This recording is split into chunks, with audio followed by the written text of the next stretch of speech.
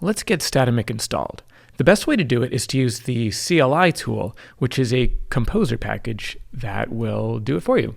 So you're going to come to github.com/statamic/CLI and run this command, composer global require Statamic CLI.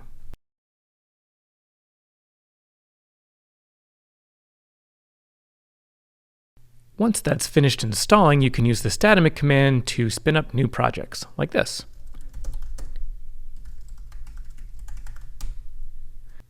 You'll be given a choice of starter kits to pick from, or you can just use Statamic/Statamic, which is an empty site, which is what we're going to do now.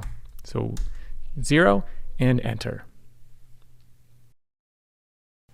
Now the installer is going to go ahead and do its thing, and you might notice something here. There's a version number 3.0.15. That is the version number for the starter kit you're using, in this case Statamic/Statamic. It is not the CMS version, so there's no mismatch issue. You're like, hey, what about we're on 3.9 or something? No, that's just the starter kit version. So something to keep in mind, don't be worried. Now what you're seeing here is Composer installing all of its dependencies.